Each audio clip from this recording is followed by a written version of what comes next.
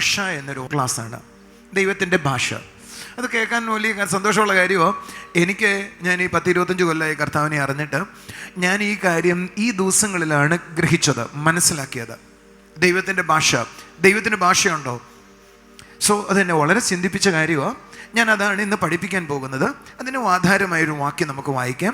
യൂദയുടെ ലേഖനത്തിൽ നിന്ന് 1-ാം അധ്യായം, ഒരു അധ്യായമേ ഉള്ളൂ, അതിൻ്റെ 20-ാമത്തെ വാക്യം വായിക്കാം. നിങ്ങൾ ആ വാചകം ഒന്ന് വായിച്ചാൽ, പ്രിയമുള്ളവരെ, നിങ്ങളുടെ അതിവിശുദ്ധ വിശ്വാസത്തെ ആധാരമാക്കി നിങ്ങൾക്ക് തന്നെ ആത്മീയ വർധന വരുത്തിയും പരിശുദ്ധാത്മാവിൽ പ്രാർത്ഥിച്ചു. ഞാനതിന് ഇംഗ്ലീഷ് വേർഷൻ ഒന്ന് വായിക്കാം. But you beloved build yourself up on your most holy faith, pray in Holy Ghost, pray in the Spirit. നിങ്ങൾ അവിടെ എഴുതിയിരിക്കുന്ന വാചകത്തിനെ ഇംഗ്ലീഷ് ബൈബിളിലെ ആംപ്ലിഫൈഡ് വേർഷൻ വായിച്ചാൽ നമുക്ക് കാണിക്കാം. അതിവിശുദ്ധ വിശ്വാസം എന്ന വാക്കിന് ഉപയോഗിച്ചിരിക്കുന്നിടത്ത് 3-4 വാക്കുകൾ ഉപയോഗിച്ചിട്ടുണ്ട്. അതിലെ ഒരു വാചകം കണ്ടിന്യൂലി പ്രോഗ്രസ് എന്നാണ്. ഞാൻ ഈ വാക്യം വായിച്ചുകൊണ്ടിരിക്കുമ്പോൾ എൻ്റെ ഉള്ളിൽ 2-3 പ്രധാന ചിന്തകൾ വന്നു.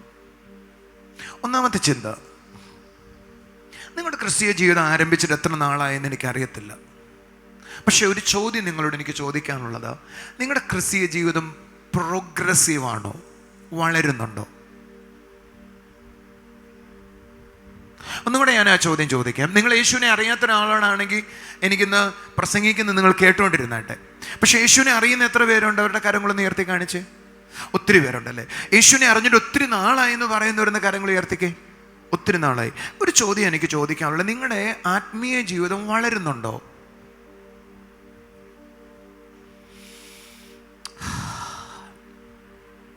ദൈവത്തിൻ്റെ ആഗ്രഹം നിങ്ങളുടെ ആത്മീയ ജീവിതം കണ്ടിന്യൂലി റെഗുലറായി വളരണമെന്നാണ്. ഒരു നല്ല ഹല്ലേലൂയ പറഞ്ഞാട്ടെ. പക്ഷേ നമ്മുടെ ജീവിതത്തിലേക്ക് നമ്മളൊന്ന് സ്വയം ചോദിക്കാവോ, നമ്മുടെ ആത്മീയ ജീവിതം വളരുന്നുണ്ടോ? ആത്മീയ ജീവിതം വളരുന്നുണ്ടോ എന്ന് നമുക്ക് പരിശോധിക്കാനായി കഴിയും. ഏത് വളർച്ചയും ഏത് പ്രോഗ്രസ്സും നമുക്ക് അളക്കുവാനായി കഴിയും. സ്വാഭാവികമായിട്ട് ആളുകൾ ചിന്തിക്കും, ആത്മീയ ജീവിതം വളരുന്നത് എങ്ങനെ അളക്കുവാനായി കഴിയും? ഏത് ആത്മീയ ജീവിതവും നമുക്ക് പരിശോധിക്കാനായി കഴിയും. വളർച്ച ഉണ്ടോ നോക്കാനായി കഴിയും. മെഷറബിളാ. നിങ്ങളുടെ ആത്മീയ ജീവിതം മാത്രമാണോ നിങ്ങൾ വിശ്വാസത്തിൽ വന്നിട്ട് പരിശോധിക്കേണ്ടത്? നിങ്ങൾ എന്നെ ശ്രദ്ധിക്കുന്നോ? ഇതൊരു വലിയ കാര്യമോ, ഗൗരവമുള്ള കാര്യമോ? എന്നെ ശ്രദ്ധിച്ച് കേൾക്കണം.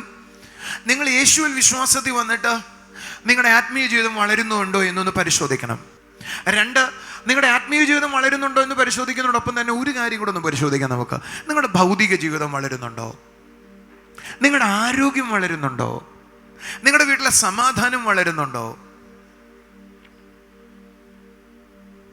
അതോ നിങ്ങൾ സ്നാനപ്പെട്ടു, വിശ്വാസത്തിൽ വന്നു, അന്നത്തെ പോലെ ഇപ്പോഴും പോകുന്നുണ്ട്, വീണ്ടും ആത്മീയ യുദ്ധം എന്ന് പറയുന്നുണ്ട്, ഇന്നും പോരാട്ടമാ, ഇന്നും വഴക്കാ, ഇന്നും പ്രശ്നമാ, അങ്ങനെയാണോ നിങ്ങളുടെ വീട് പോകുന്നേ?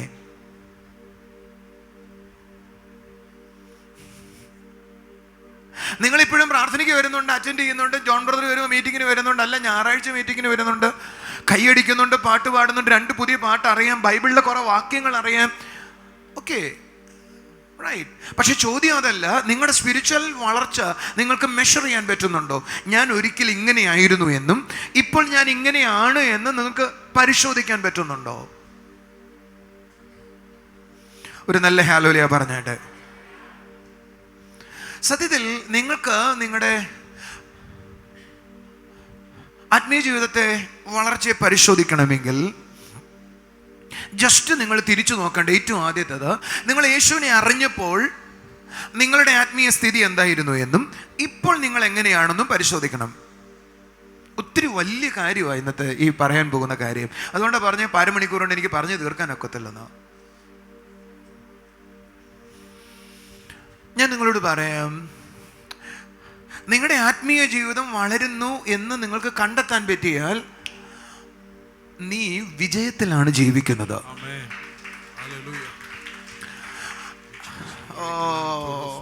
Wonderful Jesus. നിങ്ങൾ ഒരു 5 പേര് ലൈനായിട്ട് എൻ്റെ അടുത്ത് മുമ്പിൽ വന്ന് നിൽക്കാവോ? 5 പേര്. ജോയിനും കൂടെ വാ, വികാസ് വാ, കം, ആരെങ്കിലുമൊക്കെ 5 പേര് വരാവോ? അങ്ങനെ ലൈനായിട്ട് നിൽക്കാവോ? വാ, വന്ന് നിൽക്കുക, ഇങ്ങനെ നിൽക്കുക, ഇവിടെ നിൽക്കുക. ഇങ്ങനെ നിൽക്കുക, അങ്ങോട്ട് ഇങ്ങോട്ട് ഫേസ് ചെയ്ത് നിൽക്കട മോനെ. ഒന്ന് ശ്രദ്ധിച്ചേ, ഇത് നിങ്ങളുടെ സ്പിരിച്വൽ ലൈഫാണ്. എന്താണ്? നിങ്ങളുടെ സ്പിരിച്വൽ ലൈഫാണ്. നിങ്ങളുടെ സ്പിരിച്വൽ ലൈഫ് 2 പടി നിങ്ങൾ മുന്നോട്ട് വന്നു എന്ന് പറയുന്നത് നല്ല കാര്യമാണ്. സ്പിരിച്വൽ ലൈഫിലെ വളർച്ച എങ്ങനെ മെഷർ ചെയ്യാം, എങ്ങനെ അളക്കാം? സ്പിരിച്വൽ ലൈഫിൽ 2 തലങ്ങളുണ്ട്. ആത്മീയ അനുഭവങ്ങളും 2 ആത്മീയ ഫലങ്ങളും. ഒന്നും കൂടെ പറയട്ടെ. ആത്മീയ വരങ്ങൾ എന്ന് പറഞ്ഞ ദർശനം കാണുക, പ്രവചനം കാണുക, വെളിപ്പാടുകൾ കാണുക, രോഗികൾ സൗഖ്യമാക്കുക, അത്ഭുതങ്ങൾ ഉണ്ടാകുക, അങ്ങനെ ഒന്ന്. 2 സമാധാനം വളരുക, നല്ല ക്യാരക്ടർ വരിക, ദേഷ്യ സ്വഭാവം മാറുക, എൻ്റെ സ്വഭാവത്തിൽ മാറ്റങ്ങൾ ഉണ്ടാകുക. ഇത് ആത്മീയമായ പ്രോഗ്രസ് ആണെങ്കിൽ, ഇത് ഭൗതികമായ അല്ലെങ്കിൽ ആത്മീയമായ ഫലങ്ങളാണ്. ഞാൻ അടുത്തൊരാളെ മുന്നോട്ട് വിളിക്കുക. ഇത് നമ്മുടെ ഫിനാൻഷ്യലായ കാര്യമാണ്. ഇത് ഹെൽത്ത് ആണെന്ന് വിചാരിക്കേ. ഒരു നല്ല ആമേൻ പറഞ്ഞേ, കൈയടിച്ചൊരു ഹല്ലേലൂയ പറഞ്ഞേ. നിങ്ങൾക്ക് എന്നെ മനസ്സിലാകുന്നു? നിങ്ങളെല്ലാവരും പുറകോട്ട് നിന്നേ. നിങ്ങളൊന്ന് സ്വയം ശ്രദ്ധിച്ച് നിങ്ങളുടെ ആത്മീയമായ പ്രോഗ്രസ് എങ്ങനെയുള്ളതായി ഇപ്പോ? Where is it now? എവിടെ അത്? നിങ്ങൾ പറയുന്നത് ഒരുപക്ഷെ പാട്ട് പാടുന്നുണ്ട് ഞാൻ, പ്രാർത്ഥിക്കുന്നുണ്ട് ഞാൻ എന്നാണ് എന്ന് പറയുന്നതെങ്കിൽ, നേരത്തെ നിങ്ങൾ കൈയടിക്കുന്നുണ്ട്, പാട്ട് പാടുന്നുണ്ട്, കുറച്ചും കൂടെ തല്ലിപ്പൊളി കളഞ്ഞ് ഞാൻ പാടുന്നുണ്ടെന്നുണ്ടെങ്കിൽ ഞാൻ പറയും നിങ്ങൾ 1 പടി വളർന്നിട്ടുണ്ട് എന്ന് പറഞ്ഞ് നിങ്ങളെ തല്ലിപ്പൊളി സ്വഭാവം എല്ലാം കളഞ്ഞു. ആത്മീയമായി നിങ്ങൾ എന്ത് ചെയ്യാൻ തുടങ്ങി? പ്രാർത്ഥിക്കാൻ തുടങ്ങി, ആരാധിക്കാൻ തുടങ്ങി, പള്ളി വരാൻ തുടങ്ങി. That is A good step. പക്ഷെ അതിനപ്പുറത്ത് വല്ല പ്രോഗ്രസ്സും നിങ്ങൾക്കുണ്ടോ? നിങ്ങൾക്ക് നടന്നു നോക്കാം നിങ്ങളുടെ പ്രോഗ്രസ് എങ്ങനെയാന്ന്. എന്ന് നിശബ്ദമായിട്ടാണ് നിങ്ങൾ ഇരിക്കുന്നേ. ഞാൻ എൻ്റെ ലൈഫിനെ ഇവാലുവേറ്റ് ചെയ്യാറുണ്ട്. ഞാൻ എൻ്റെ ലൈഫിനെ തിരിഞ്ഞു നോക്കാറുണ്ട്. ഞാൻ നിന്ന രീതിയിൽ തന്നെയാണോ ഇപ്പോഴും ശുശ്രൂഷിക്കുന്നത്? അങ്ങനെയാണ് എങ്കിൽ അതിനെ എങ്ങനെ പ്രോഗ്രസ് ചെയ്യാം? അങ്ങനെയാണെങ്കിൽ എങ്ങനെ അതിനെ വളർത്താം? ഞാനൊരാളോട് വെളിപ്പാട് പറയുന്നത് കുറച്ചും കൂടെ ഡീപ്പറായി പറയുന്നുണ്ടോ? കുറെ കൂടെ എനിക്ക് വെളിപ്പാടുകൾ നേരത്തേക്ക് ഭംഗിയായിട്ട് കിട്ടുന്നുണ്ടോ? ഞാൻ ദൈവത്തിനെ വായിക്കുമ്പോൾ കുറെ കൂടെ എനിക്ക് ആഴമായ അർത്ഥം മനസ്സിലാകുന്നുണ്ടോ? എൻ്റെ സ്പിരിച്വൽ പ്രോഗ്രസ് എവിടെയാ?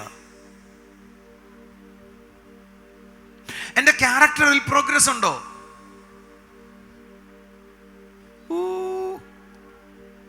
എൻ്റെ ദേഷ്യ സ്വഭാവം അതുപോലെയാണോ? എൻ്റെ മറ്റ് ബിഹേവിയർ അല്ല അതേപോലെ തന്നെ തുടരുകയാണോ? അതോ ചേഞ്ചസ് ഉണ്ടോ? ഞാൻ കിടന്നിരുന്ന ഫിനാൻഷ്യൽ സിറ്റുവേഷനിൽ നിന്ന് ഞാൻ പുറത്തു വന്നിട്ടുണ്ടോ? അതോ ഞാൻ ഇപ്പോഴും കടത്തിൽ തുഴയുകയാണോ? ഞാൻ നിങ്ങളോട് പറയാം, നിങ്ങൾ പ്രോഗ്രസീവ് അല്ല എങ്കിൽ എവിടെ ഒരു പ്രശ്നമുണ്ട്. Are you listening?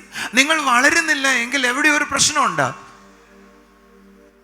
വളരുന്നു എങ്കിൽ മാത്രമേ എനിക്ക് നിങ്ങളോട് പറയാനുള്ളൂ, നിങ്ങൾക്ക് സക്സസിനെ അനുഭവിക്കാൻ കഴിയത്തുള്ളൂ, ദൈവ വിഭാഗനം ചെയ്ത അനുഗ്രഹത്തിലേക്ക് കടക്കാൻ കഴിയത്തുള്ളൂ. എന്നെ ശ്രദ്ധിക്കൂ. എനിക്ക് ഒരിക്കൽ മനസ്സിലായി, ഞാൻ വിശ്വാസത്തിൽ വന്നപ്പോൾ ഞാൻ രാജാക്കന്മാരെ പോലെ സമൃദ്ധിയിൽ അനുഗ്രഹത്തിൽ ജീവിക്കണമെന്ന്. ഞാൻ സുവിശേഷ വേല ചെയ്യുന്നയാളാണ്, എനിക്ക് വേറെ ജോലിയില്ല. എൻ്റെ കൈകളിൽ ആരെങ്കിലും സുവിശേഷ വേല ചെയ്യുന്നത് കൊണ്ട് എൻ്റെ ശുശ്രൂഷ ഇഷ്ടപ്പെട്ട് അല്ലെങ്കിൽ എൻ്റെ ശുശ്രൂഷയിലൂടെ ഒരാൾ എൻ്റെ കൈകളിൽ തരുന്ന പണം മാത്രമേ എൻ്റെ കൈ വരുന്നുള്ളൂ. പക്ഷെ എനിക്ക് മനസ്സിലായി, ഞാൻ അനുഗ്രഹത്തിൽ ജീവിക്കാനാണ് വിളിച്ചിട്ടുള്ളതെന്ന്. നിങ്ങൾ എൻ്റെ വീട്ടിൽ വന്നിട്ടുള്ള ആരെങ്കിലും ആണെങ്കിൽ, ഞാൻ കൊട്ടാര സദൃശ്യമായ ഒരു വീട്ടിലാണ് താമസിക്കുന്നത്. എൻ്റെ പേഴ്സണൽ ആവശ്യത്തിൽ എനിക്കൊരു ഞെരുക്കമില്ല.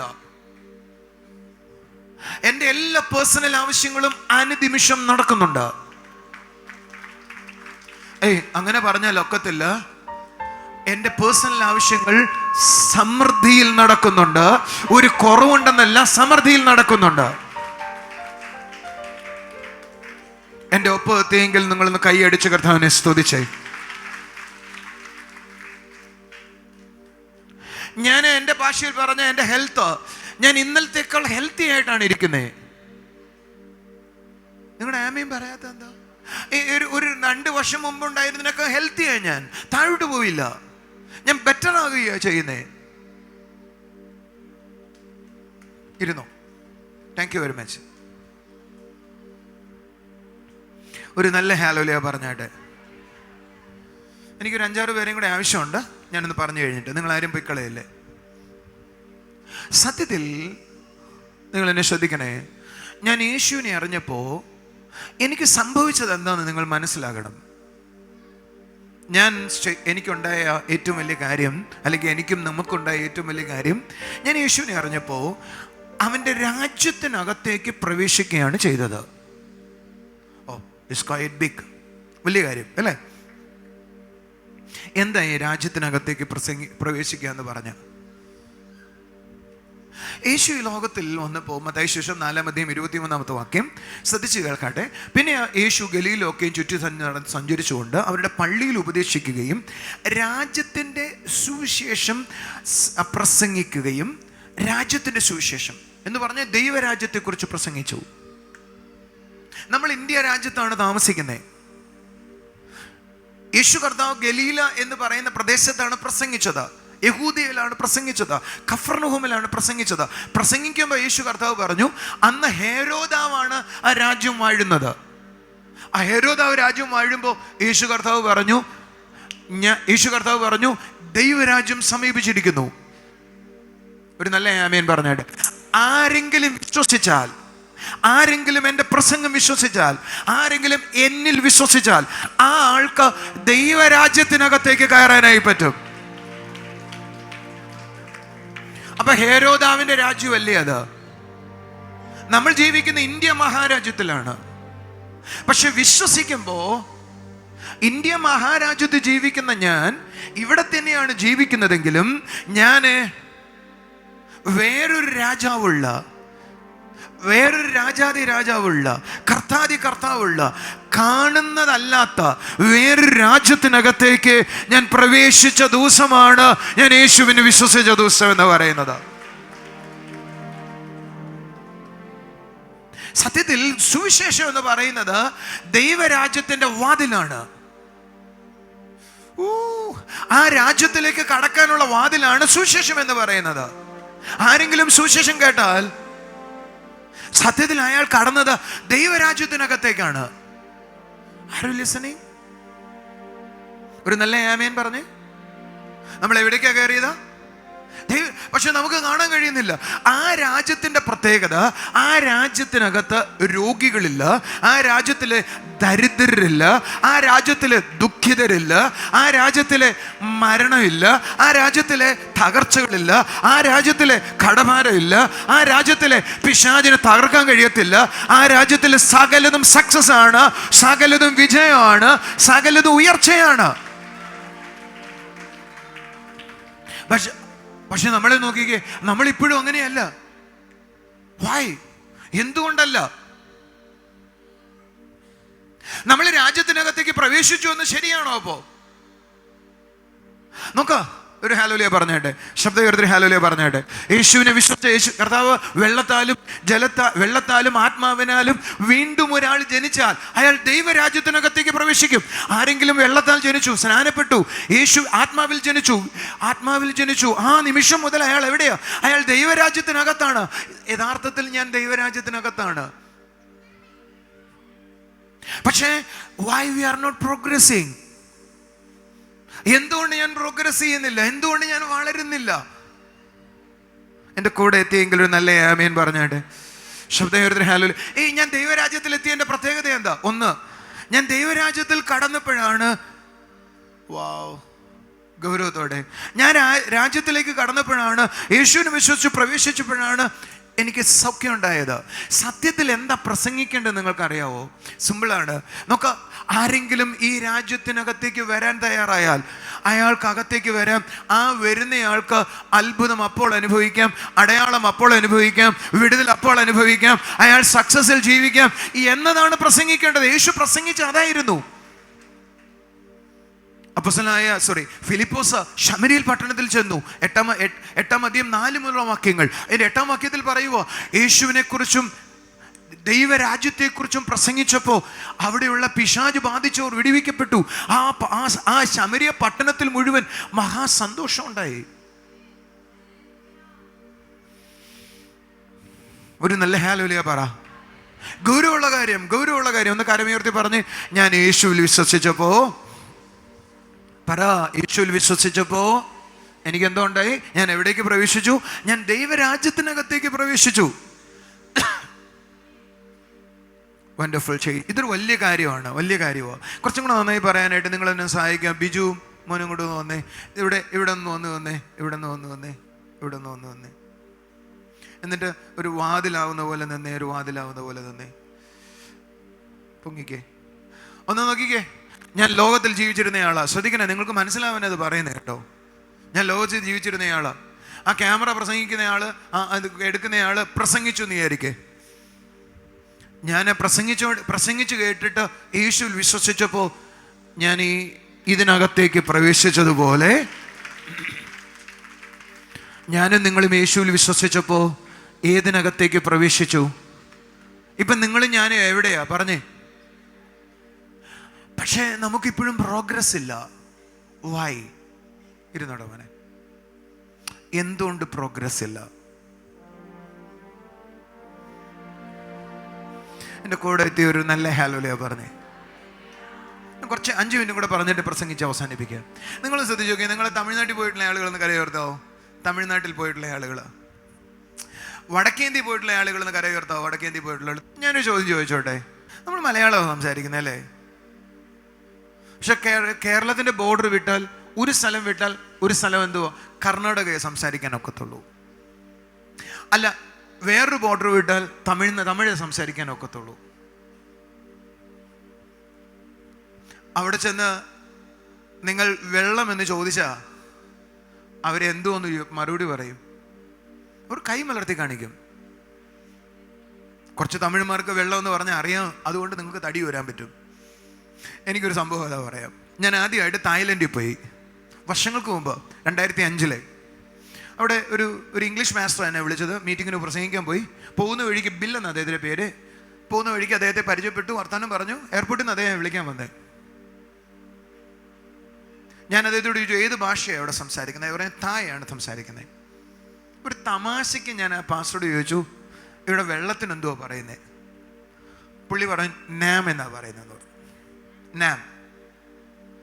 അപ്പോൾ ഞാൻ പറഞ്ഞു നോക്കി നാം, പക്ഷെ ഏൽക്കുന്നില്ല. പുള്ളി പറഞ്ഞു, അങ്ങനെയല്ല പ്രൊനൗൺസ് ചെയ്യുന്നത്, നാം എന്നാ പ്രൊനൗൺസ് ചെയ്യുന്നത്.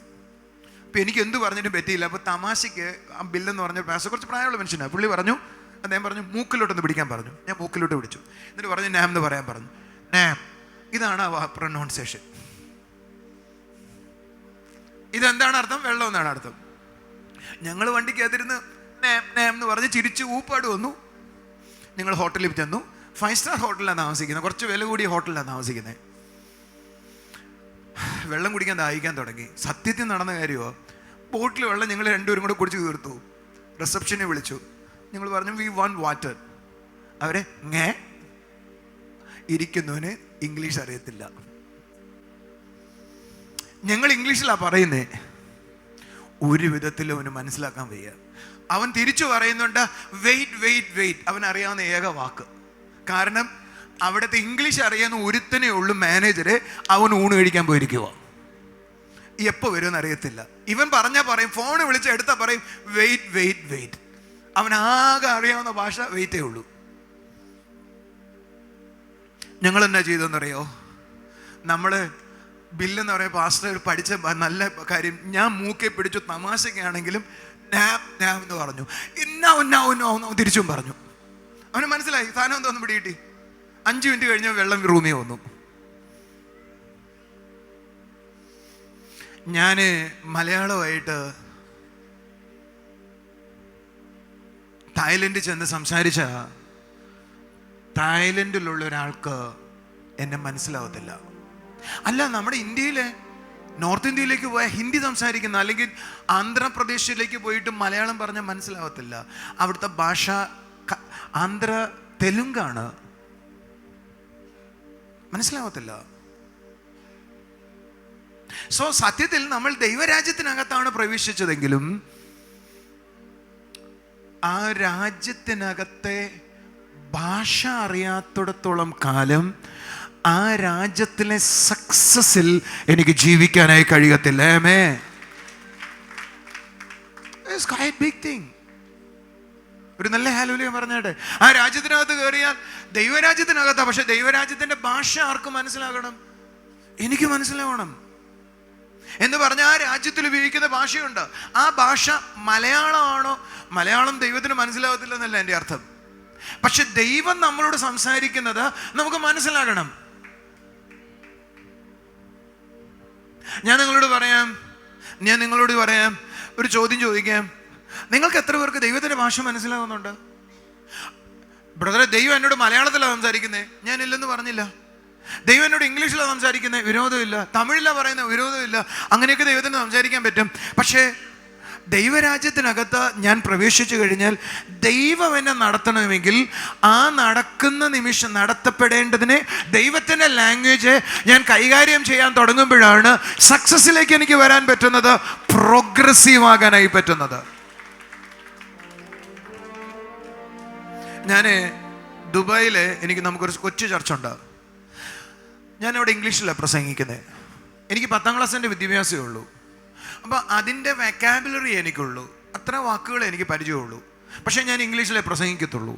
ഞാൻ ഓരോ ദിവസവും ഇംഗ്ലീഷ് ബൈബിൾ വായിക്കുകയും പുതിയ വാക്കുകൾ കണ്ടെത്തുകയും ആ വൊക്കാബുലറി ഉപയോഗിച്ച് പ്രസംഗിക്കാൻ ശ്രമിക്കുകയും ഇപ്പോൾ ചെയ്യുന്നുണ്ട്. കുറച്ചും കൂടെ മെച്ചമായിട്ടുണ്ട് ഞാൻ പഴയതിനേക്കാളും. നിങ്ങൾ എൻ്റെ കൂടെ ഉണ്ടോ? മലയാളത്തിൽ എനിക്ക് പറയുമ്പോൾ എൻ്റെ വിഷയങ്ങൾ എന്തൊക്കെയാണോ എക്സ്പ്രസ് ചെയ്യാൻ പറ്റുന്നത് അതുപോലെ എനിക്ക് പറ്റുന്നില്ല. പക്ഷേ എനിക്ക് പറയാൻ പറ്റുന്നുണ്ട്.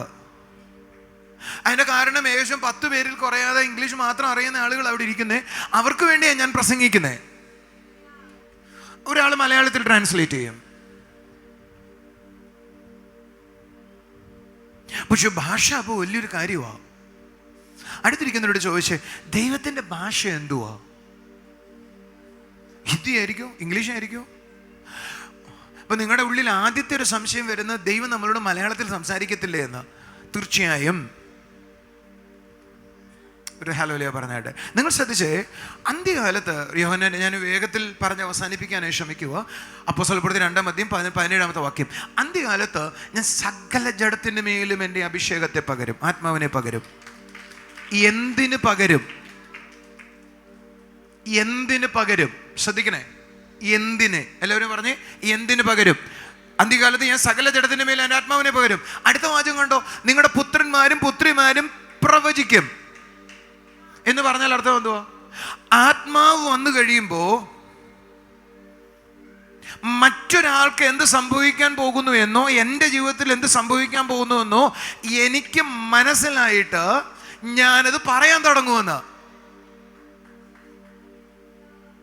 ആത്മാവ് വന്നു കഴിയുമ്പോൾ എനിക്ക് എന്താ സംഭവിക്കാൻ പോകുന്നതെന്നോ മറ്റൊരാൾക്ക് എന്താ സംഭവിക്കാൻ പോകുന്നതെന്നോ എനിക്ക് മനസ്സിലാക്കും. കുറച്ചും കൂടെ നന്നായി പറയാം, കാണാനും കേൾക്കാനും തുടങ്ങിയിട്ട് ഞാനത് പറയാൻ തുടങ്ങുമെന്ന്. അതിൻ്റെ പേരാണ് പ്രവചിക്കുമെന്ന് പറയുന്നത്. അപ്പൊ പരിശുദ്ധാത്മാവ് വന്നു കഴിയുമ്പോൾ ഏറ്റവും ആദ്യം ഉണ്ടാകുന്നത് ഞാൻ കാണാനും കേൾക്കാനും തുടങ്ങിയിട്ട് എനിക്കെന്ത് സംഭവിക്കുമെന്നോ മറ്റൊരാൾക്ക് എന്ത് സംഭവിക്കുമെന്നോ ഞാൻ പറയാൻ തുടങ്ങും, കേൾക്കാൻ തുടങ്ങും. അടുത്ത വാചകം പറയുക, നിങ്ങളുടെ വൃദ്ധന്മാർ സ്വപ്നങ്ങൾ കാണാൻ തുടങ്ങും എന്ന് പറഞ്ഞാൽ ദൈവം ആത്മാവിനെ പകരുന്നത്. ശ്രദ്ധിക്കണേ, ഞാൻ ദൈവരാജ്യത്തിനകത്തേക്ക് പ്രവേശിച്ചാൽ ദൈവം തൻ്റെ ആത്മാവിനെ പകരുന്നത്, ആ പകരുന്നതിൻ്റെ ഉദ്ദേശം ദൈവവുമായിട്ട് എനിക്ക് കമ്മ്യൂണിക്കേറ്റ് ചെയ്യാനാണ്.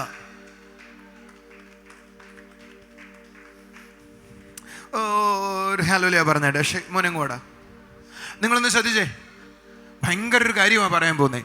ഇയാൾ യേശുവിനെ അറിഞ്ഞു. ഇയാളിപ്പോൾ എവിടെയായി? ദൈവരാജ്യത്തിനകത്തേക്ക് പ്രവേശിച്ചു. തിരിഞ്ഞു കേക്കടാ.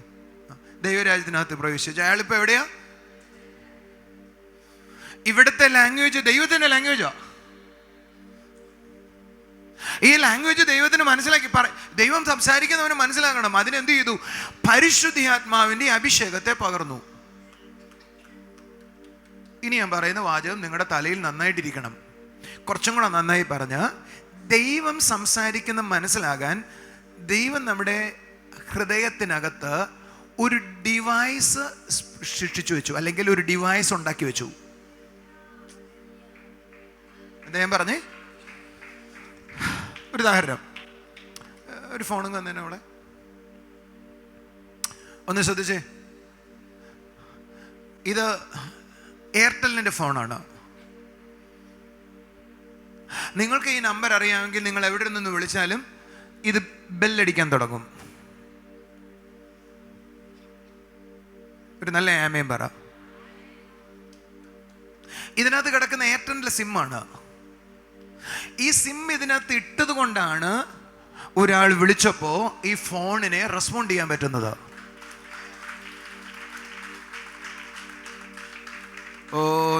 നിങ്ങൾ വിചാരിച്ചു നോക്കി, ഇതിൽ നിന്ന് ഞാൻ സിം എടുത്ത് കളഞ്ഞു, നിങ്ങൾ എത്ര വിളിച്ചാലും ഈ ഫോണിന് ആൻസർ ചെയ്യാൻ പറ്റത്തില്ല.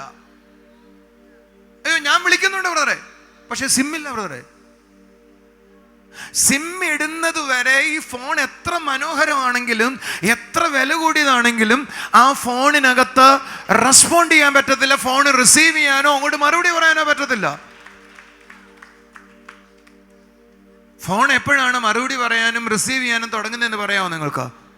എപ്പോഴാണോ സിം ഇതിനകത്ത് വീണത് അപ്പോൾ മുതൽ ഇത് റിസീവ് ചെയ്യാനും അതിനകത്തോട് സംസാരിക്കാനും പറ്റും. ശ്രദ്ധിക്കൂ, ദൈവരാജ്യത്തിനകത്ത് വന്ന ഒരാളുടെ അകത്ത് സിം ഇട്ട ദിവസമാണ് പരിശുദ്ധാത്മാവിന്റെ അഭിഷേകം പ്രാപിച്ച ദിവസം. എന്നാ അയാളുടെ അകത്ത് എന്ത് ഇട്ടു? സിം ഇട്ടു. ഒരു നല്ല ഹല്ലേലൂയ പറഞ്ഞേ, ഒരു നല്ല ആമേൻ പറഞ്ഞേ. ഇപ്പൊ ഇയാളുടെ അകത്ത് എന്തോ ഉണ്ട്? സിമ്മുണ്ട്.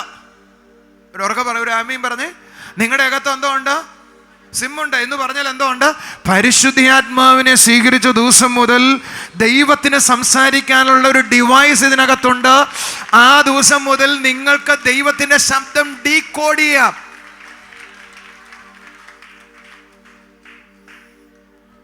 നിങ്ങളൊന്ന് ശ്രദ്ധിച്ചു നോക്കിയേ, ശ്രദ്ധിച്ച് കേൾക്കണേ ഞാൻ പറയുന്നത്. നിങ്ങളൊരാളെ ഫോൺ വിളിക്കുക, ജസ്റ്റ് ഉണ്ടോ അവിടെ മൈക്കില് ഒന്ന് സംസാരിക്കാം?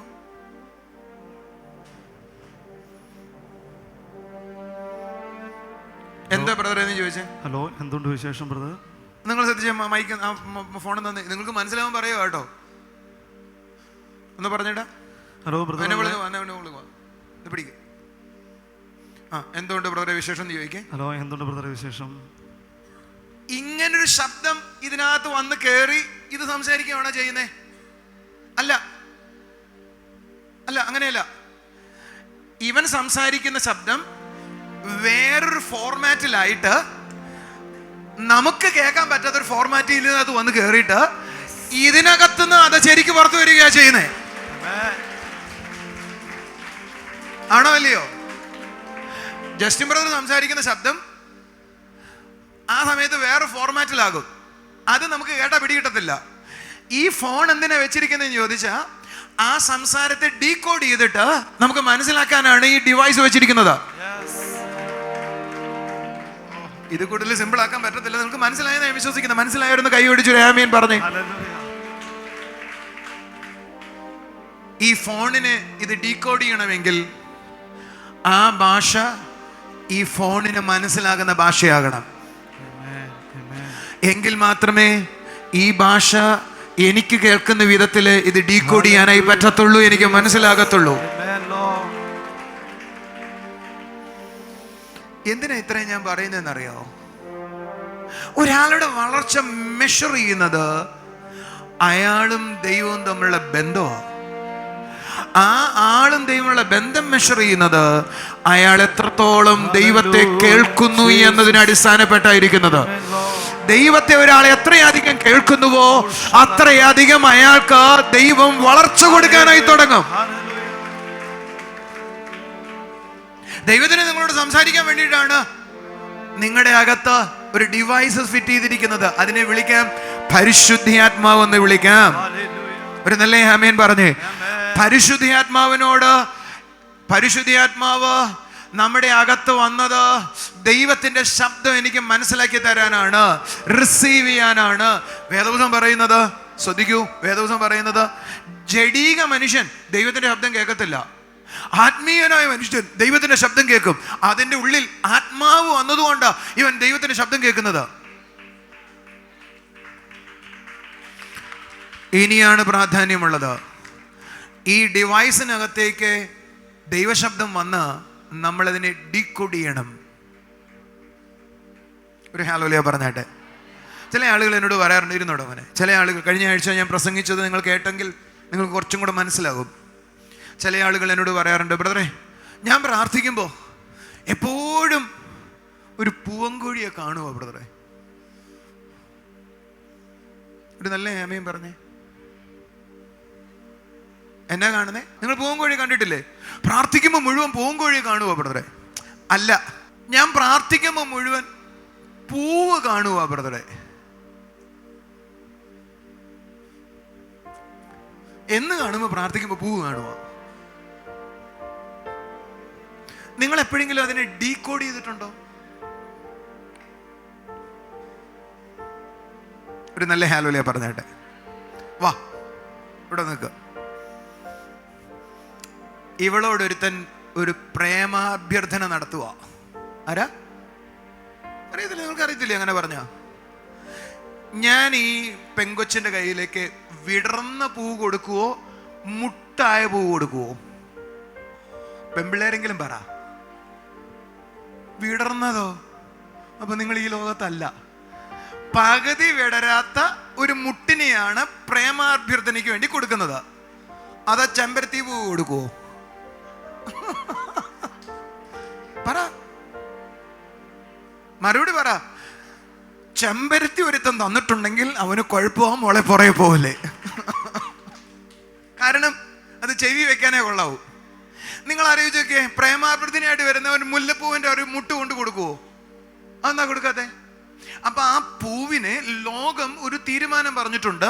പ്രേമിക്കുന്നയാൾ ഒരു പെങ്കൊച്ചിന് പ്രേമം കൊടുക്കണമെങ്കിൽ അവൾക്ക് കൊടുക്കേണ്ടത് പൂ വിരിയാത്തതും എന്നാൽ പകുതി വിടരാൻ തുടരുന്നതുമായ പൂ കൊടുക്കണം. ഇത്രയും പാസ്റ്റ് പഠിപ്പിച്ചു തന്നില്ലേ?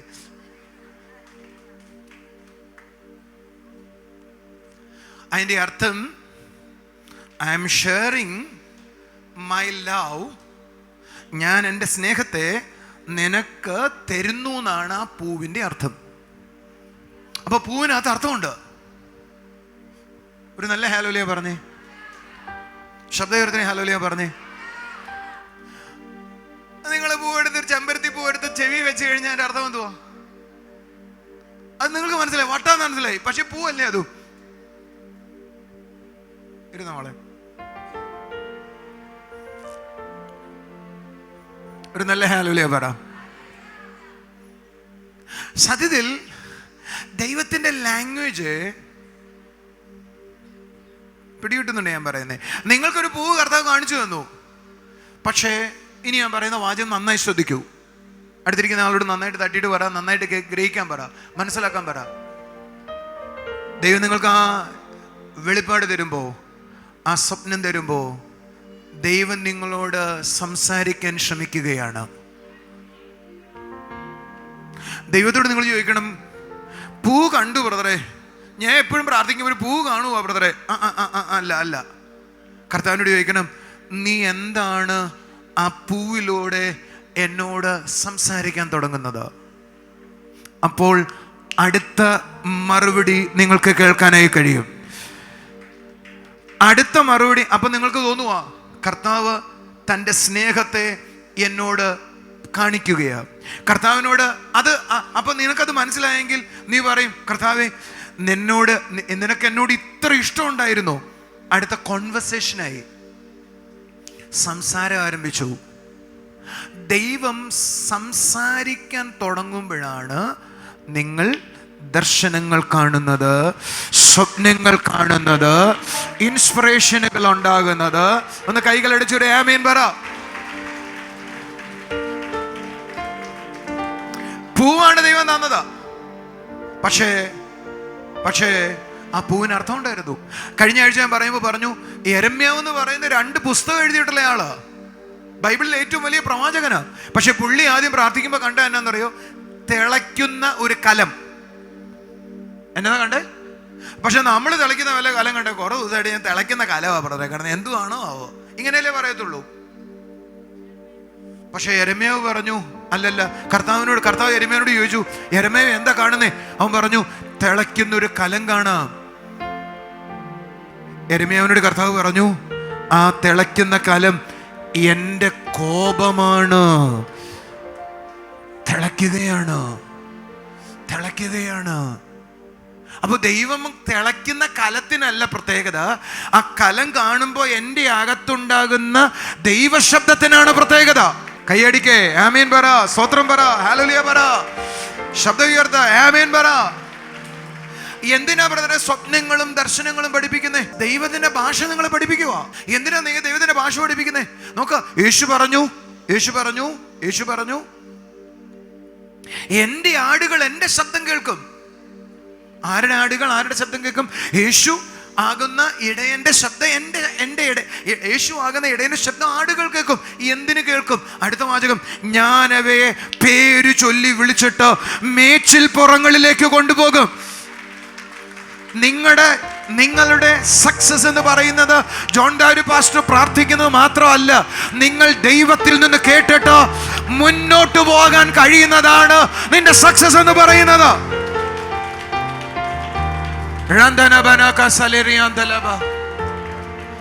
നിങ്ങൾ എന്ന് ദൈവശബ്ദം കേൾക്കുന്നുവോ?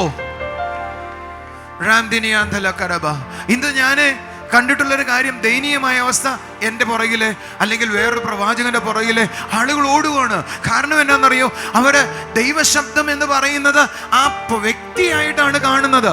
ഞങ്ങൾ ദൈവശബ്ദം തന്നെയാണ്, പക്ഷെ അതിനേക്കാൾ ഉപരി നിങ്ങളോട് ഇടയനായ ദൈവത്തിന് സംസാരിക്കാനുണ്ട്. ആ ശബ്ദം കേൾക്കുന്നവരാണ് സക്സസിലേക്ക് പോകുന്നത്, അവരാണ് വിജയിക്കാൻ പോകുന്നത്.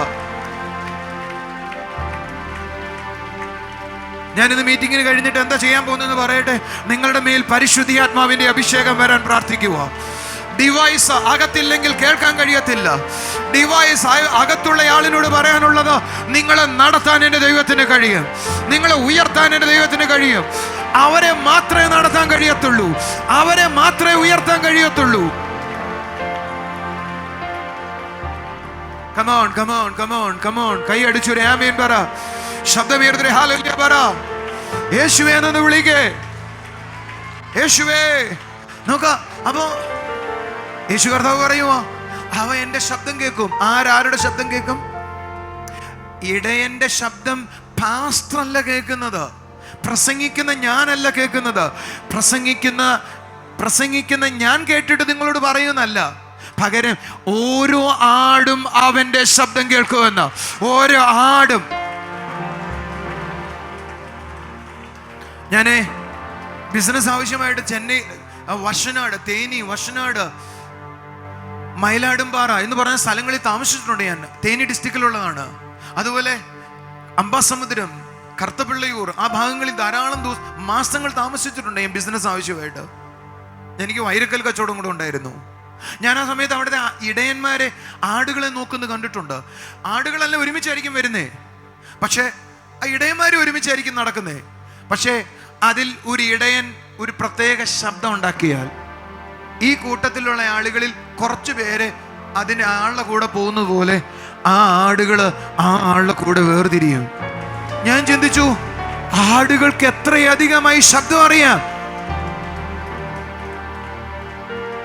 അപ്പൊ ഞാനൊരു കാര്യം ശ്രദ്ധിച്ചു, അതിൽ ചില ആടുകൾക്ക് അവരെ ഒരു പെയിന്റ് അടിച്ചിട്ടുണ്ട്, ചില ആളുകളുടെ കഴുത്തിലെ ഒരു സാധനം കെട്ടിയിട്ടിട്ടുണ്ട്. ഞാൻ ചോദിച്ചു, ഇതെന്തിനാ? ആ ആട് പുതിയതാണ്, എൻ്റെ ശബ്ദം, ആ ആട് പുതിയ ആടാണ്. ഞങ്ങൾ വിസിലടിക്കുമ്പോൾ പഴയ ആടുകളെല്ലാം വരും, പക്ഷെ പുതിയ ആടിന് ഞാൻ തന്നെ ചെന്ന് വലിച്ച് ഇതിനകത്തേക്കാക്കും. ഞാൻ ചോദിച്ചു, അപ്പൊ അതിന് മനസ്സിലാകത്തില്ലേ? അദ്ദേഹം ചിരിച്ചുകൊണ്ട് പറഞ്ഞു, കുറച്ചു ദിവസം കഴിഞ്ഞാൽ എൻ്റെ ശബ്ദം കേൾക്കാൻ ഞാൻ അതിനെ വലിക്കണ്ട, അത് തനിയെ തിരിയാൻ തുടങ്ങും. ഇടയന്റെ പരിപാലന അനുഭവിക്കണമെങ്കിൽ ആ ശബ്ദം കേട്ടേ ഒക്കത്തുള്ളൂ. ഇടയന്റെ പരിപാലനം തുടങ്ങുന്നത് ശബ്ദത്തിനകത്താണ്. അപ്പോസ്തലന്മാരുടെ ശബ്ദം കേൾക്കുന്നതല്ല, പ്രവാചകന്മാരുടെ ശബ്ദം കേൾക്കുന്നതല്ല. അതെല്ലാം കേൾക്കണം, നല്ലത്. പക്ഷേ അതിനേക്കാൾ ഉപരി ഞാൻ വ്യക്തിപരമായി എൻ്റെ ദൈവത്തിന്റെ ശബ്ദം കേൾക്കണം, എൻ്റെ അപ്പന്റെ ശബ്ദം കേൾക്കണം.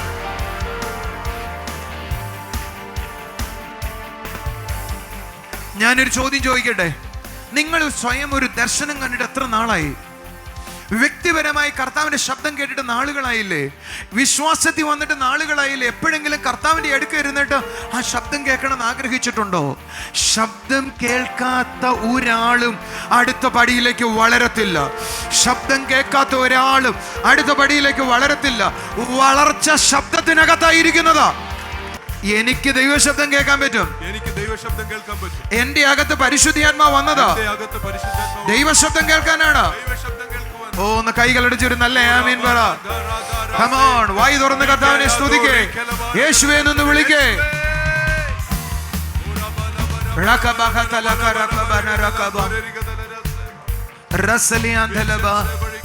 സത്യത്തിൽ നിങ്ങൾ അറിയേണ്ടത്, ഞാൻ യേശുവിൽ വിശ്വസിച്ചപ്പോൾ ഒരു ആത്മീയ ലോകത്തിലേക്കാണ് ഞാൻ വന്നത്.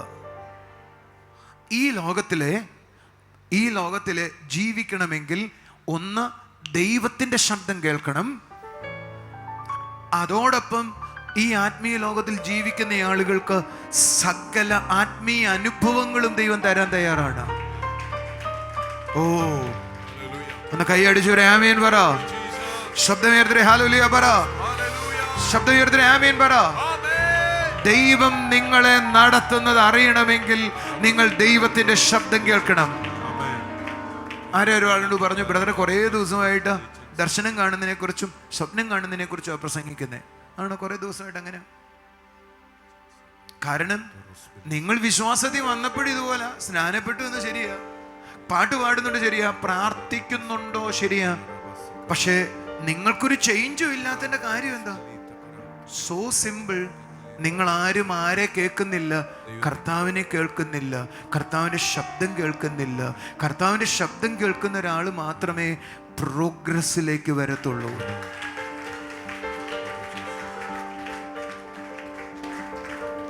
ഒരു നല്ല ആമേൻ പറഞ്ഞേ.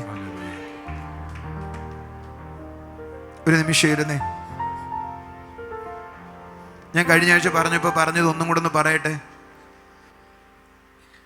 ഒന്ന് ശ്രദ്ധിച്ച് കേട്ടെ. ഒരു കൊച്ചു കുഞ്ഞിനെ ഒരാൾ വളർത്തുക, 25 വയസ്സ് വരെ ഒരു റൂമിനകത്ത് ഇട്ടിട്ടാണ് വളർത്തിയേ. റൂമിനകത്തിട്ടിരിക്കുക. അയാൾ ഇതുവരെ ഒരു ശബ്ദവും സംസാരവും കേട്ടിട്ടില്ലെന്ന് വിചാരിക്കേ. അയാൾക്ക് ആഹാരം കൊടുക്കുന്നയാൾ മിണ്ടുന്നയാളല്ല. ഞാൻ നിങ്ങളോട് ചോദ്യം ചോദിക്കട്ടെ, അയാൾക്ക് വർത്തമാനം പറയാൻ പറ്റുമെന്ന് നിങ്ങൾ ചിന്തിക്കുന്നോ? പറ. അയാൾക്ക് വർത്തമാനം പറയാൻ പറ്റത്തില്ല. അയാളുടെ ആവശ്യം എന്ത് കാണിക്കാനേ അയാൾക്ക് അറിയത്തുള്ളൂ. കാരണം ഭാഷ അദ്ദേഹത്തിന് പരിചയമില്ല. നിങ്ങൾക്ക് ഈ പറയുന്നത് പിടികിട്ടുന്നു? ഒരാള് ഭാഷ കേൾക്കാതെയാണ്. ഇപ്പൊ നിങ്ങളുടെ വീട്ടിലെ കുഞ്ഞ് ജനിച്ച കുറച്ചു ദിവസം കഴിയുമ്പോൾ അമ്മ എന്നും അപ്പ എന്നും വിളിക്കും. പക്ഷെ എന്തുകൊണ്ടാ വടക്കേന്ത്യയിലുള്ള കൊച്ച് അമ്മ എന്നും അപ്പ എന്നും വിളിക്കാത്തെ? എന്തുകൊണ്ടാ അമേരിക്കയിലുള്ള കൊച്ച് അമ്മ എന്നും അപ്പ എന്നും വിളിക്കാത്തെ? അവരെ മാം അല്ലെങ്കിൽ മമ്മി എന്നാ അവര് വിളിക്കുന്നേ. മമ്മീന്ന് വിളിക്കുന്നില്ല, മാം എന്നാ വിളിക്കുന്നേ. എന്ത് നമ്മുടെ മലയാളം, അവർക്ക് മലയാളം സംസാരിച്ചങ്ങ് തുടങ്ങിക്കൂടായിരുന്നു? അത് പറ്റുന്നില്ല അല്ലേ? അതിന്റെ കാരണം അവർ കേട്ടതാണ് അവർ സംസാരിക്കുന്നേ. ഒരു കുഞ്ഞിനെ 20 വർഷം അടച്ചിട്ട് വളർത്തിയാൽ അയാൾക്കൊരു ലാംഗ്വേജും അറിയത്തില്ല. അയാൾക്ക് അയാളുടെ കാര്യത്തെ അവതരിപ്പിക്കാൻ കഴിയത്തില്ല. വേറൊരാൾ എന്നോട് പറഞ്ഞാൽ മനസ്സിലാവത്തില്ല. 20 വർഷം കഴിഞ്ഞിട്ട് അയാളെ കേരളത്തിലെ ഏതെങ്കിലും സ്ഥലത്ത് ഇറക്കി വിടുവോ? അവിടെ പറയുന്ന ആളുകൾ പറയുന്ന ഭാഷ കേട്ടാൽ അയാൾക്കൊന്നും മനസ്സിലാവത്തില്ല. പക്ഷെ നമ്മുടെ കുഞ്ഞുങ്ങളെ നമ്മൾ വളർത്തി എങ്ങനെയെന്നറിയോ? A four apple. നമുക്ക് ആ ചിത്രം കാണിച്ചു കൊടുത്തിട്ട് പറഞ്ഞു ആപ്പിൾ ആപ്പിൾ. ഒരു ഗ്ലാസ് കാണിച്ചിട്ട് പറഞ്ഞു ഗ്ലാസ്. വേറൊരു സ്ഥലം കാണിച്ചു പറഞ്ഞു മിറർ. വേറൊരു ടീ കാണിച്ചിട്ട് ബനാന. ആ വാക്ക് കേട്ടപ്പോ കുഞ്ഞുമായിട്ട് ആ ചിത്രവുമായി കണക്റ്റഡ് ആയി. ആ കുഞ്ഞ് പിന്നീട് ആപ്പിൾ കണ്ടപ്പോ തനിയെ പറഞ്ഞു ആപ്പിൾ. നമ്മൾ അപ്പനെ കാണിച്ചിട്ട് പറഞ്ഞു അപ്പൻ അപ്പൻ അപ്പ അപ്പ. പിന്നെ ആ കൊച്ചു അപ്പനെ കാണുമ്പോ അപ്പ അപ്പ എന്ന് പറയാൻ തുടങ്ങി. ഒരു നല്ല ആമേൻ പറഞ്ഞേ. എന്റെ കുഞ്ഞുങ്ങൾ വളരുമ്പോ എന്റെ പേരാ വിളിച്ചോണ്ടിരുന്നേ.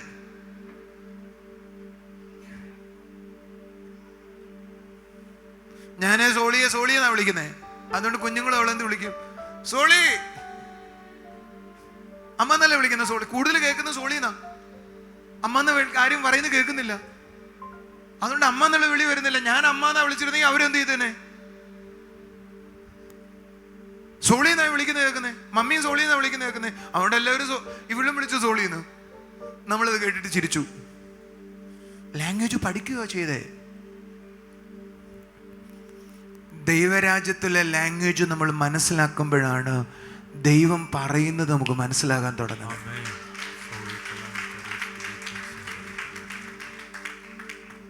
ഒരു ആമേൻ പറഞ്ഞാട്ടെ. ആ ലാംഗ്വേജ് നിങ്ങൾ പഠിക്കാൻ തുടങ്ങണം. ഞാൻ ഈ അടുത്ത ദിവസങ്ങളിലെല്ലാം ഈ ക്ലാസ്സുകളായിരിക്കും എടുക്കുന്നത്. ഞായറാഴ്ചകളിൽ നിങ്ങൾ ആ ഞായറാഴ്ചത്തെ ക്ലാസ്സുകൾ മിസ് ചെയ്യല്ലേ, കേൾക്കണം. ഞാൻ 100% ഉറപ്പ് പറയാം, നിങ്ങൾ ദൈവത്തിൻ്റെ ഭാഷ പഠിക്കും.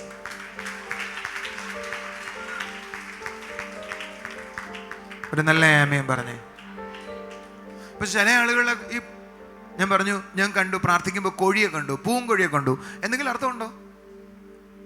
ഞാനൊരിക്കലും പൂങ്കോഴിയെ കണ്ടോ കർത്താവ് പറഞ്ഞു, ആ പ്രാർത്ഥിച്ച ആള് ഒരാൾക്ക് വേണ്ടി പ്രാർത്ഥിപ്പിക്കാണുവോ, ഭയങ്കര അഹങ്കാരിയാണ് അയാളെന്ന് പറഞ്ഞു. എനിക്ക് ഭയങ്കര സന്തോഷമായി. പൂങ്കോഴിയുടെ അർത്ഥം എന്തുവാ? അഹങ്കാരി. വേറൊരാൾ വന്നപ്പോൾ വീണ്ടും പ്രാർത്ഥിച്ചു, ഇതേ കോഴിയെ കണ്ടു. അപ്പൊ എനിക്ക് മനസ്സിലായി അയാൾ അഹങ്കാരിയാണ്. പക്ഷെ പറയാൻ തുടങ്ങുന്ന നേരത്തൊരു അസ്വസ്ഥത. കർത്താവിനോട് പറഞ്ഞു, അഹങ്കാരി അല്ലടാ, അയാളൊരു കോഴിയാടാ എന്ന് പറഞ്ഞു. ഒരു നല്ല ആമേൻ പറഞ്ഞേ. അപ്പൊ 2 കാര്യം പഠിച്ചു. മൂന്നാമതൊരിക്കലും ഞാനൊരു കോഴിയെ കണ്ടപ്പോൾ വിചാരിച്ചു ഇതിൽ 2 ഏതെങ്കിലും ഒന്നായിരിക്കും അയാള്. ഇപ്പൊ കർത്താവ് പറഞ്ഞു, അല്ലടാ, അയാൾ ഭയങ്കര സൗന്ദര്യ ആരാധകനാണ്. ഒരു ആമേൻ പറയാവോ? 3 കഴിഞ്ഞപ്പോ എനിക്ക് മനസ്സിലായി ഇതോടെ കോഴി തീർന്നു എന്നാ വിചാരിച്ചേ. എനിക്ക് മനസ്സിലായി. 3ാമത് എന്നെ കർത്താവ് കാണിച്ചു, ഒരു കോഴിയെ കാണിച്ചു. എനിക്ക് തോന്നുന്നു കോഴിയെ കാണിച്ച് എന്നെ ഏകദേശം 15ഓളം അർത്ഥം പഠിപ്പിച്ചു കർത്താവ്.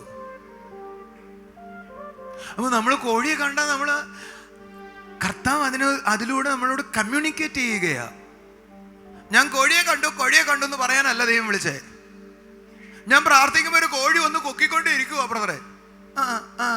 അങ്ങനെയല്ല. ആ കോഴിയെ കാണിക്കുന്നതിനെ കർത്താവ് എന്തോ എന്നോട് സംസാരിക്കുക, എന്നോട് കർത്താവ് എന്തോ ഇടപെടുന്നുണ്ട്. അത് ഗ്രഹിക്കാൻ തുടങ്ങുമ്പോഴാണ് നിങ്ങൾ വളരാൻ തുടങ്ങുന്നേ. ഞാൻ പ്രാർത്ഥിക്കട്ടെ, നിങ്ങൾക്ക് അവസാനിപ്പിക്കട്ടെ. ഞാനിന്ന് പ്രസംഗിച്ചു തുടങ്ങിയില്ല വാസ്തവത്തിൽ. ഇവിടുന്നാണ് എനിക്കിന്ന് പ്രസംഗിക്കേണ്ടത് വാസ്തവത്തിൽ. എൻ്റെ സമയം പോയി, നിങ്ങളും ക്ഷീണിച്ചു പോയി. ഇനി ഒത്തിരി പേർക്ക് വീട്ടിൽ പോകണം, രോഗികളായ ആളുകളുണ്ട്, പ്രാർത്ഥിക്കാനായിട്ട് ഒത്തിരി പേരുണ്ട്. സോ ഞാനിന്ന് അവസാനിപ്പിക്കുക. നിങ്ങൾക്ക് പ്രയോജനപ്പെടുന്നുണ്ടായിരുന്നോ? നിങ്ങളുടെ ഉള്ളിലൊരു ആഗ്രഹം വരുന്നുണ്ട്, എനിക്കും ദൈവത്തിൻ്റെ ഭാഷ കേൾക്കണമെന്ന്. എത്ര പേർക്ക് ആഗ്രഹമുണ്ട്? ഓ, ദാറ്റ് ഈസ് ഗ്രേറ്റ്. ദൈവം സംസാരിക്കുന്ന ഒത്തിരി മാർഗങ്ങളുണ്ട്. അതിലേറ്റവും ചെറിയ മാർഗം എന്ന് പറയുന്നത് സ്വപ്നങ്ങളാണ്. സ്വപ്നങ്ങൾ കാണുന്ന ആളുകൾ കരങ്ങൾ ഉയർത്തിക്ക്. സ്വപ്നം കാണാറുണ്ട്. അപ്പൊ എല്ലാവരോടും ദൈവം സംസാരിക്കുന്നുണ്ട്. ബ്രദറെ അങ്ങനെയല്ല ബ്രദറെ, ഞാൻ സ്വപ്നം കാണുന്ന എൻ്റെ കെട്ടിയവന് ഒരു പെണ്ണിന്റെ കൂടെ ഓടിപ്പോകുന്നതാ എപ്പോഴും കാണുന്നേ. നീ അങ്ങനെ കണ്ടോ? അടുത്തിരിക്കുന്നവരോട് ചോദിച്ചാൽ നീ അങ്ങനെ കണ്ടോ? എങ്കിൽ കർത്താവ് നിന്നോട് സംസാരിക്കുവോ? അപ്പൊ കെട്ടി ഓടിപ്പോവാണോ? വെയിറ്റ്, ശ്രദ്ധിക്കേ. പിശാചെ അവനൊരു കുടുക്കിൽ കൊടുക്കാൻ പോകുന്നു എന്ന് നിന്നോട് നേരത്തെ പറയുവോ? നീ അവന് വേണ്ടി പ്രാർത്ഥിക്കാൻ ദൈവം നിന്നെ നിർദ്ദേശിക്കുവോ? ഒരു നല്ല ആമേൻ പറഞ്ഞേ. അല്ല ബ്രദറെ, ഞാൻ ഇടയായിട്ട് ഒരു പാമ്പ് എന്നെ ഓടിക്കുന്നത് കണ്ടുകൊണ്ടേ ഇരിക്കുവോ? എന്നും കാണുവോ? കുഴപ്പമില്ല, നീ അങ്ങനെ കാണുന്നുണ്ടോ? അത് നല്ല കാര്യമോ എന്ന് പറഞ്ഞോ? നല്ല കാര്യമോ? കർത്താവ് നിന്നോട് പറയുവോ, നിന്നെ ഒരു ഇരുട്ട് സ്വാധീനിക്കാൻ ശ്രമിക്കുന്നുണ്ട്, നീ അതിനെ എതിരായി പ്രാർത്ഥിക്കണം, അതിനെ ക്യാൻസൽ ചെയ്യണം. അതിനെ ക്യാൻസൽ ചെയ്താൽ മാറിപ്പോകും. നീ പിറ്റേ ദിവസം പ്രാർത്ഥിച്ചിട്ട് കിടക്കണം, കർത്താവേ ആ പാമ്പ് ഏത് സ്ഥലത്തു നിന്ന് എന്നെ ഉപദ്രവിക്കാൻ പോകുന്നതെന്ന് ആ സ്ഥലം കർത്താവ് കാണിച്ചു തരും. അയ്യോ, ചില കാര്യം കണ്ടാൽ മനസ്സിലാകത്തില്ല ബ്രദറെ, റീവൈൻഡ് ചെയ്യാൻ വേണ്ടി പ്രാർത്ഥിച്ചാൽ മതി, വീണ്ടും അതിനെ കാണിക്കാൻ പ്രാർത്ഥിച്ചാൽ മതി. അങ്ങനെ കാണുമോ? തീർച്ചയായിട്ടും കാണും. സ്വപ്നങ്ങൾ ദൈവം നമ്മളോട് സംസാരിക്കുന്നതാണ്. പക്ഷെ സ്വപ്നം കാണാൻ പോകുന്ന ആളുകളുടെ ശ്രദ്ധയ്ക്ക്, കിടക്കുന്നത് വരെ പഞ്ചാമൃതം കണ്ടുകൊണ്ട് കിടന്ന് പഞ്ചാമൃതമേ കാണത്തുള്ളൂ. ഇതിങ്ങനെ പറയാൻ ഒക്കത്തുള്ളൂ. അതുകൊണ്ടാണ് കിടക്കുന്ന വരെ മോഹൻലാലിനെ കണ്ടുകൊണ്ടിരുന്ന മിക്കവാറും മോഹൻലാൽ നിന്റെ അടുക്കൽ വരുന്നു, എൻ്റെ കൂടെ വരുന്നു എന്ന് ചോദിച്ചെന്ന് വരും. പ്രാർത്ഥനയോടെ കിടക്കുന്ന ആളുകളിൽ കർത്താവ് തൻ്റെ ശബ്ദത്തെ കേൾപ്പിക്കുന്ന സ്ഥലമാ സ്വപ്നങ്ങൾ. ഒറ്റ വാചകത്തിൽ പറയട്ടെ, നിങ്ങളോട് പറയാതെ ദൈവം ഒന്നും ചെയ്യത്തില്ല. നിങ്ങളോട് സംസാരിക്കാതെ ദൈവം ഒരു കാര്യം പ്രവർത്തിക്കത്തില്ല. ദൈവത്തിന് നിങ്ങളോട് സംസാരിക്കാതെ ഒന്നും ചെയ്യാൻ ഇഷ്ടമല്ല. So get ready to receive your miracle. ഇന്ന് രാത്രി മുതൽ ഇവർ സ്വപ്നങ്ങൾ കാണട്ടെ. ഇന്ന് രാത്രി മുതൽ ഇവർ ദർശനങ്ങൾ കാണട്ടെ. കൈകളടിച്ച് കർത്താവിനെ സ്തുതിച്ചേ, കൈകളടിച്ച് കർത്താവിനെ സ്തുതിച്ചേ. Come on. ഞാൻ നിങ്ങളോട് ഉറപ്പ് പറയുക, ഇന്ന് രാത്രി മുതൽ നിങ്ങൾ ദർശനങ്ങൾ കാണും. ഇന്ന് രാത്രി മുതൽ നിങ്ങൾ സ്വപ്നങ്ങൾ കാണും. ഇപ്പോൾ മുതൽ ഒരു പകർച്ചയുണ്ടാകട്ടെ. ഇപ്പോൾ മുതൽ ഒരു പകർച്ചയുണ്ടാകട്ടെ. ദർശനങ്ങളുടെ പകർച്ചയുണ്ടാകട്ടെ. സ്വപ്നങ്ങളുടെ പകർച്ചയുണ്ടാകട്ടെ. Come on, come on, come on. Gasi balano tosilanaro rasi balono rokosi anda. ഈ പകൽ മുതൽ ആളുകൾ കാണാൻ തുടങ്ങട്ടെ. ദർശനങ്ങൾ കാണട്ടെ, സ്വപ്നങ്ങൾ കാണട്ടെ.